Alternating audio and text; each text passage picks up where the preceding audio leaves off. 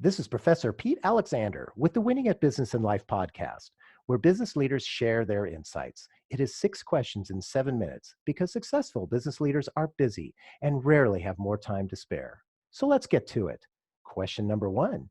In a few sentences, tell me who you are and what you do. I'm Jennifer McClure, and I'm a professional speaker and trainer, and I help people to build their brand, communicate with confidence, and make an impact at work and in life. Jennifer, it's great to have you on the show. Question number two. What's the best thing about working in your industry? I love working with people in the sense of helping them to grow and to really understand that they have skills and gifts and talents that they can share with the world that can impact someone. I think too many people think, who am I to share what I know? Or maybe they even think I don't get recognized for what I know. So I like helping to get them to see whether they're a leader in the business world or they are an upcoming leader in the business world, that there are opportunities all along the way to make an impact. Oh, that sounds so great. Question number three. I hear from other business leaders that staying in a good work-life balance for them and their team members is a challenge. What's your thoughts? Yes, most things worth doing are a challenge. I think, yeah, if you are in a place where it's not a challenge to balance all of the balls in the air, you probably need to add more to your plate. That's not to say, it needs to be chaos and crazy, but I think having a lot to do and making priority decisions and understanding where you can impact things the most is what really good, effective leaders do. We all have Mhm. choices about how we spend our time and how we utilize our gifts. Just use those decisions or make those decisions wisely and be grateful for all the opportunities that you have around you. I love the fact that you mentioned about the gratefulness, and it sounds like you just have to make sure your priorities are in order.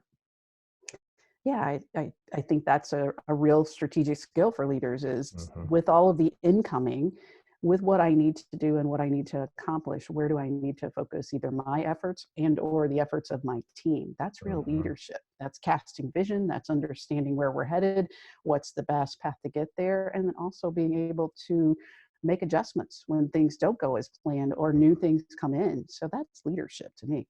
Oh, I would agree 100% with you. Question number four. What other successful business leaders like yourself should be on my podcast? Oh my goodness, that's a great question. I think my friend Laurie Rudiman would have a lot to add to your listeners and your podcast. She has a podcast called Let's Fix Work. She's got a book coming out next Mm. year around that same topic. And so I think Laurie's got a lot to say in this space. Oh, wonderful. I'll reach out to her. Thank you for that. Question Mhm. number five. What insight or advice would you give to other business leaders?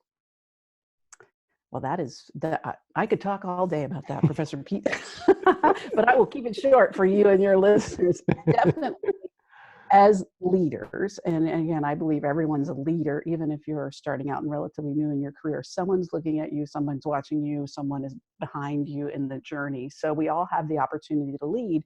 So I think as leaders, we need to take that seriously. Mhm. Teach what you know, what you're learning. Again, wherever you are in your journey, how can you help spread that to other people so that they can learn from both your mistakes and your successes? And then also look to find other people that you can learn from and appreciate them for the value that they give, whether that's engaging them, financially if they are a coach or if they have a product or a service that you're interested in. Don't try to get people to give away their knowledge and gifts and experience for free. Mm. But if there are opportunities, again, to appreciate their work, to share the work of others, to highlight their work and what they're doing, then be a person who does that. So I kind of look at it like I'm sure there's a book out there. Actually, John Maxwell wrote it on. It's right behind me on 360-degree leadership. Mhm. But that to me is it. You're looking around you for both who can I learn from, and then Mhm. how can I acknowledge that person, again, whether that's financially or just by sharing their work with others. And then I'm also looking around for who can I help. And Mhm. sometimes help is just, again, maybe sharing what went right, what went wrong, what I learned, and how it might be able to help you. Mm.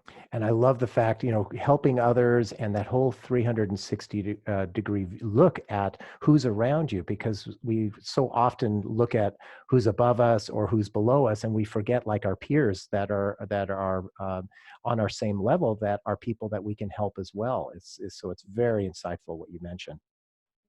Yeah, we all have something to give, and I Yes. think we often, myself included, from time to time, I think, well, I can't really help that person. I Mhm. can. I Mm. just need to understand more about, maybe I can help them with something that's not specific to work. I can help them with something in life. Mhm. Maybe they're a mom, or they're a sister, or they're a daughter, or, whatever that might be, where we have something in common. We all as humans have something in common. So sometimes the fun part is supposed to figure out what that is, and then understand how you can share and help each other. Oh, absolutely. And speaking of fun, question number 6, tell me about your first job.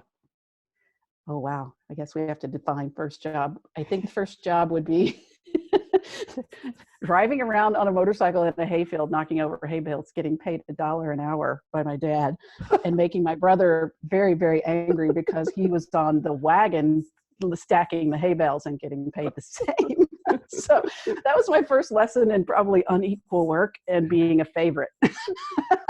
That's great. So, but I'd say my first real job with the W-2 and everything was as the cashier at a grocery store. So Mm, a country grocery store out in the middle of nowhere.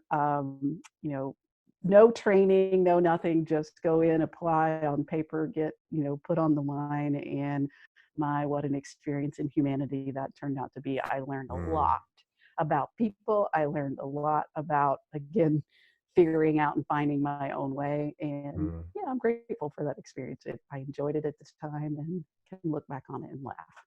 Yeah, and that's what you have to do. I love it. I love it. I think a lot of our listeners could appreciate that because being in a grocery store is first job for a lot of people. Yeah, but I think, the knocking hay bales down, that probably has set me up for the success, or any success that I've had in life. I think probably it started right there. I would think so, and I can tell you that no one else said that that was their first job. It is So a you- unique talent that I have. So Jennifer, thank you so much for being on the show. How can people find you? They can find me at jennifermcclure.net, or on LinkedIn, Jennifer McClure, or on Twitter at Jennifer McClure. Probably a lot of other places, but those are the main places that I hang out. Excellent. This is Professor Pete Alexander with the Winning at Business and Life podcast. For more insights and ideas, please go to LinkedIn, YouTube, or Facebook and search for the Winning at Business and Life podcast. Thanks for listening.